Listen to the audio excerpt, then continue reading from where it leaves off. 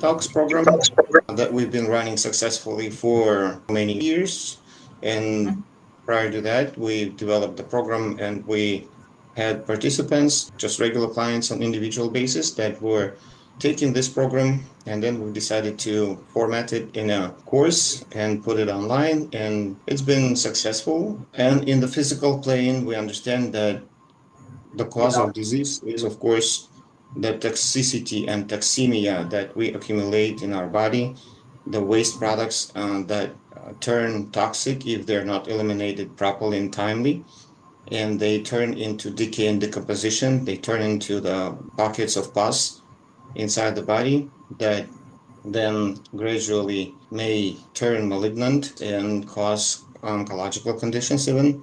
But before they do, of course, they will bring some other issues and concerns to the individual, depending on which system and organ accumulates those and has the disturbed metabolic activity and cannot duly eliminate wastes. Then that organ will suffer and manifest in specific disease, which at the point of verification of the tissue will be given the Western diagnosis. So when you go to a doctor, you feel like there's something going on in your body. You cannot really put it to the expression, you cannot describe, but you can just have the premonition or some intuitive feeling something is disaligned. The doctor checks your tests and says nothing is yet obvious and everything's fine. So go and walk for another couple of months and then come back and we'll see if tests show something, then we will establish diagnosis. But at the point of intuitive understanding that something is off, Ayurveda already takes care and understands that this is the energies that get imbalanced. And at this point, we would like to intervene, not any time later, in order to preventatively, proactively take measures and not allow the imbalance to develop into some diverse level of condition. So everything stems out of the toxin accumulation. Toxins, they may be categorized differently, different types of toxins. We may have toxins of more like physical nature, which would be considered as lipoproteins. For example, low density lipoproteins, they're toxic. We know we want to lower them down. And when they're freely circulating in the blood, it's a concern. That means that there are substances like that already accumulating in the tissues as well. And this is very important, paying more attention on cellular intelligence in tissue, more so than the blood. This is where we really want to look for disease because blood can carry the impurities and that's not the big concern. The bigger concern, of course, is the tissue accumulation. So sometimes it's best to do the testing of the tissue versus the testing of the blood. Anyway, the body will keep the blood as pure as possible, purifying it. And once we see some long-standing accumulation of bad components in the blood, we understand the process is progressing in the tissue. Lipoproteins is one thing, then heavy metals, of course, and some glycoproteins can also be lingering in the tissue and retaining some waste products within the pus. And pus is skulls and fragments of viruses of complex animal and microbial proteins that are being neutralized by our immune system, but due to clogged elimination pathways would linger inside the body and create problems with health.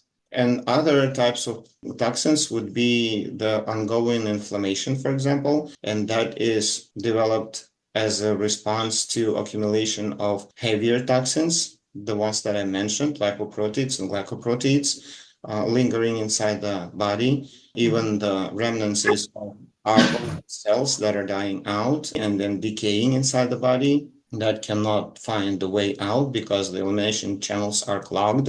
And the subtle elimination channels that at the cellular level can also be clogged, and therefore the localized decay can happen and get encapsulated even. That's what the body would do with it, encapsulate it and keep it because the elimination is not functioning properly. And that encapsulation definitely will turn into a problem because it then begins to mutate. It leaches some constant acidic toxins, changes the function of the tissue. And also the toxins could be of a different nature where the tissue becomes loose, very feeble, weak, and non-functional. So that can also produce some unwanted changes in the function of the organs, some neurological changes and emotions like anxiety, fears, criticism, and so on. So it's all connected and all considered to be toxic. Toxic not only at the level of the body, but at the level of the mind. The nature of disease is very directly connected to the nature of toxins that the body accumulates. Then the next step, of course, is detoxification, getting rid of those toxins. Many people just think that it is at the level of the gastrointestinal tract where we just purge the accumulation of stools from the bowels. That is all that where it ends. But we can tell that it's just the beginning of detox.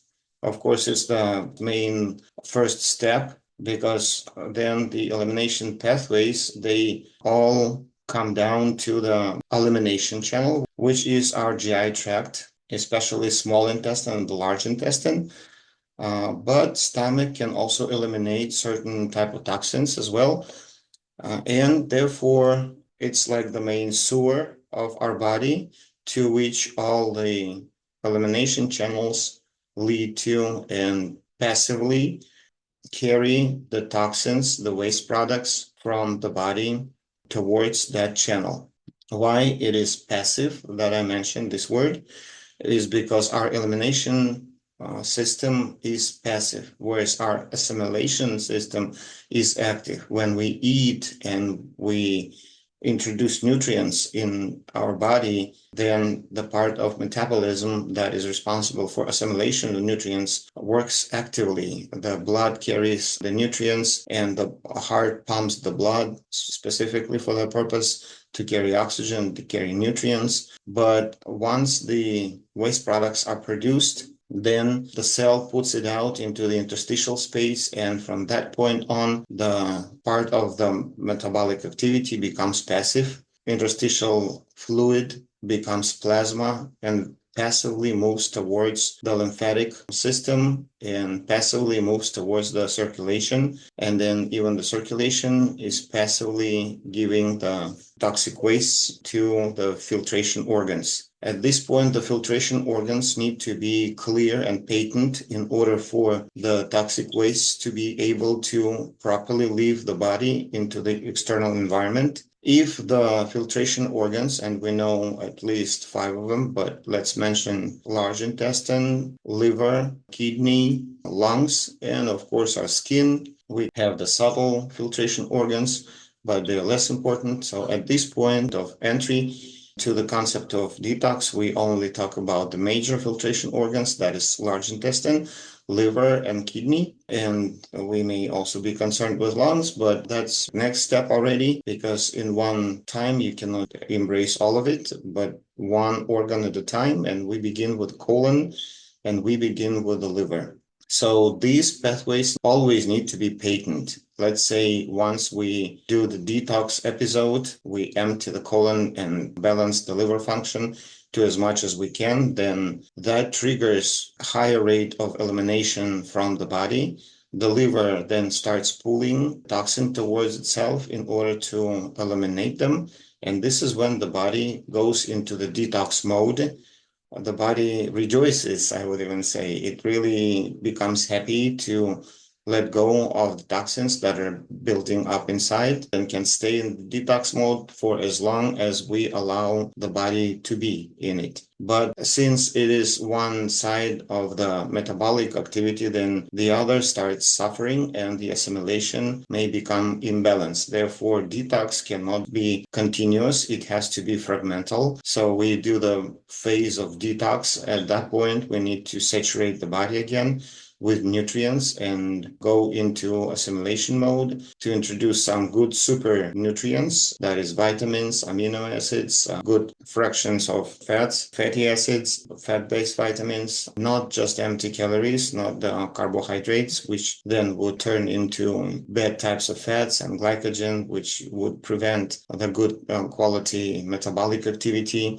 And then at the point that we've saturated the body, we can do another phase of detox and continuously doing that, maybe putting the emphasis on certain areas of the body, systems and organs. For example, somebody's concerned with the respiratory system, then next level detox would actually be already specifically articulated to that organ system. And continuously doing this intermittent schedule, we can achieve great results and balance the body to good, stable, optimal health, where we may get rid of health issues and concerns, big diagnosis, we get rid of them, and then we work on the strengthening those systems and making our immunity strong and the body more endurant and the mind more clear. So those would be the ultimate goals of detox, in order to make this system whole and achieve better results, not only in the physical health, but in the mental and emotional health, which working together can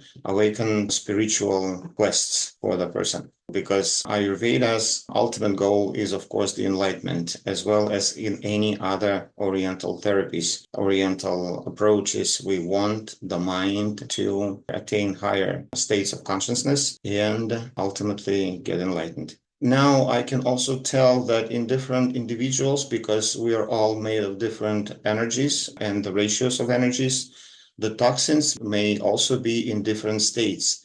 Maybe in liquid state, freely circulating and easy to remove. In some individuals, it could be at the level of inflammation, which actually would indicate that they're deeply lodged and would be harder and more challenging to remove. And in some individuals, those toxins can also be even superficial, but they can be really hard, stone-like toxins that would be hanging on the blood vessels in a form of the plaques and calcified stones inside of the arteries, kidneys, in the connective tissue, in cavities of the body.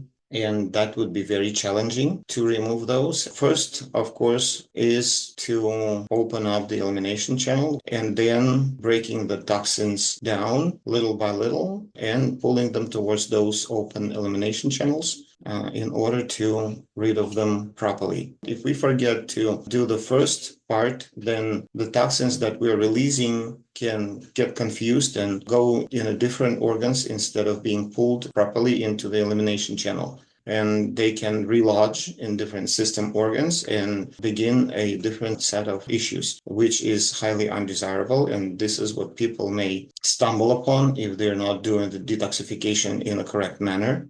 So this is one of the underwater stones. Our program definitely oversees it and considers it. And in the beginning, what we're doing, we're working on the level of the elimination channels first, making them patent and making them functioning in a proper way to be able to accept the released toxins and attract them instead of letting them freely circulate and relodge in unwanted areas. This is the first part of our detox program, the first week and even 2 weeks. But the second week's already kind of working at the level of toxins too. By the end of the second week, we are doing the yogic procedure, which is called Shanka Prakshalana. Our entire detox program is constructed based on Western understanding of physiology and Ayurvedic principles of detox. It may be comparable to Panchakarma in a very compact way. This is how we put it down, made it optimal to work in the same principle as the Panchakarma would do, so that you can experience in just 3 weeks all the benefits and feel how it really is and what the good, well-structured detox can do to you. Oriental principles that are based on the flow of energies. The detox program is very well balanced and fitted to all types of constitutions, energetic constitutions. three main types of constitutions would need to have different approach in order to work with toxins, but we articulated in one concept that serves the purpose for all three constitutions. It is the 3-week program. The first week begins with changing the nutrition and introducing the intake of some supplemental herbs, doing some routines. Pretty easy. It's just tapping into and getting used to adjusting your regimen, building your schedule. The second week already requires a more proper way of doing things. The nutrition further reduces. The second week, nutrition becomes plant-based keto, where we're excluding the carbs completely. And by the end of the second week, we are doing the saltwater flush, which is called Shanka Prakshalana. That's translated as clearing the conch shell, which is considered to be our small intestine. So it's a purgative procedure. Purgation is the way we're emptying the small intestine, but the first week we're working with the large intestine, giving the supplement to balance the large intestine and to empty it as much as possible. The second week, we're working on a small intestine. By the end of it, we're doing purgation. The way of emptying the large intestine is called laxation. And then the way to empty the small intestine is called purgation. So these two, we're doing one after the other in the order. After this procedure, we would consider that our large intestine and liver are ready to work with toxins that are now exposing from the tissues into the bloodstream. And for 4 days following the procedure, we are doing the fresh juicing. The first juice of the day that is taken twice is the sour fruit juice. No other fruit juices are allowed, only the sour fruit juice, maybe even a mono ingredient sour fruit juice, something like grapefruit or pineapple, or you can combine if you'd like, but whatever juices we're taking is not for taste, but for purpose. Keep that in mind, even though we'd like to enjoy the taste too, but that should not supersede our purpose. The purpose is always most important. Then the next 3 juices of the day would be vegetable juices based on celery or cucumber. For taste, you may use some green apple in just little quantity and ginger. And then in the evening, we are taking the root vegetable juice, and they can be just maybe 1 or 2 kinds of root vegetable juice that is taken in the evening. The ways those ingredients work is also considered in the line of the energy flows of what the sour fruit juice does and the vegetable juices. On the 5th day after the flush, we are going on solid nutrition, introducing the green smoothie first, and then raw nutrition for the next 3 days. And by the time the program ends, you are allowed to go back on your nutrition by choice, whatever you choose. Either you want to go back to your habit nutrition, the one that you were before the program, or you are welcome to stay on this rejuvenation nutrition. That's what we call it, the raw rejuvenation phase, where we're having the raw food for some time. If you tolerate it well, you're welcome to stay on it, but your body will then sooner or later will tell you that it's not tolerating it anymore, and then you would probably have to go back to your old ways, and that's fine. This is the part of the process. We're just doing first step and then 1 step back, because the body cannot just sustain drastic changes from the first try. This is why I'm saying that this program is good to do for a few years. It doesn't have to be as frequent, but it may be once every 6 months, again, depending on what your objectives would be. But we do not recommend doing the Shanka Prakshalana saltwater flush more frequently than once every 6 months. But you can do everything else for as long as you are willing to, because each and every phase of our program is self-sustainable. The nutrition of the first week, it can actually be the lifelong nutrition. Some people then do the vegan keto, which also can be a healthy one to sustain long term. And then for some people who are like more advanced, the raw nutrition can also be the way of living. And for some people, juicing can be a long period of sustaining their vital energies, as a lifestyle. And within this program, everything is, as you see, integrated in a very well balanced and timely manner. one goes after another in reduction mode, and according with the energies flow, you can even integrate 1 day of fasting, and fasting can also be extended for a longer period of time and bring lots of benefits as the cleansing modality.